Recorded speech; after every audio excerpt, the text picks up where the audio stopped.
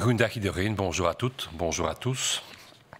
Alors, comme vous l'avez sans doute entendu, suite aux mesures fédérales, suite aux mesures prises à Bruxelles et aux mesures prises en Wallonie, le gouvernement flamand a hier soir embrayé en donnant de nouvelles mesures pour la région flamande. Pour la région flamande, comme pour toutes les autres régions, ça ne change pas, ces mesures n'auront pas d'application réelle sur le nombre de cas immédiats. Ils auront effectivement un impact seulement après une dizaine de jours sur ce qui est le plus important, c'est-à-dire le nombre de patients hospitalisés. Ça signifie que dans toutes les régions, et on vous l'a déjà dit, ce n'est pas ce qu'on fait maintenant qui va avoir un impact demain, mais seulement plus tard.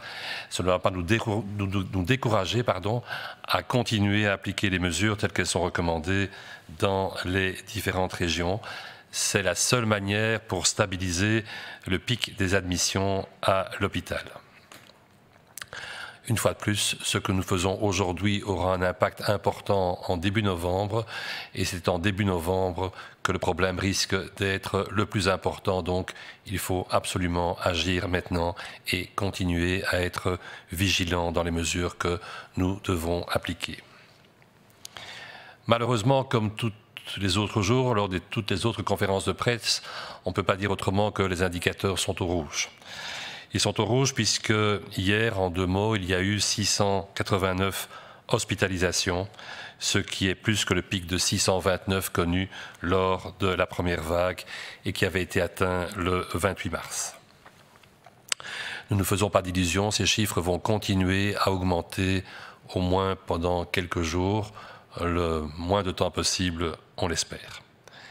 C'est la raison pour laquelle les mesures sont absolument à appliquer, car tout le monde est touché. Tout le monde est touché soit personnellement dans sa santé, soit dans son activité.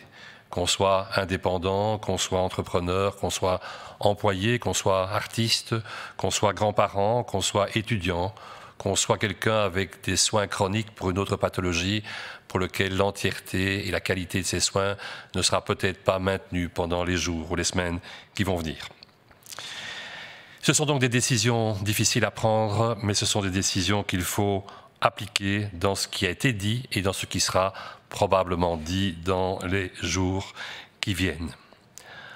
En particulier, c'est le moment ou jamais pour retrouver l'élan de solidarité que nous avions lors de la première vague vis-à-vis du personnel de santé. Je ne sais pas s'il faut forcément applaudir à 20 heures, mais je pense qu'il faut témoigner de notre solidarité par rapport à eux. Et la meilleure manière, c'est d'appliquer les mesures pour qu'ils ne soient pas encore pendant trop longtemps surchargés au niveau des soins de première ligne comme des soins en intra-hospitalier.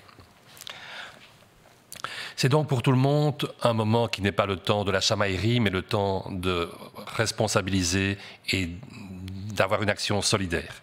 Une action solidaire qui est la seule qui peut nous permettre, en l'absence d'un traitement spécifique contre le virus, en l'absence de vaccin pendant quelques mois encore, d'avoir un impact sur cette deuxième vague et de retourner dans une situation qui soit plus facilement gérable.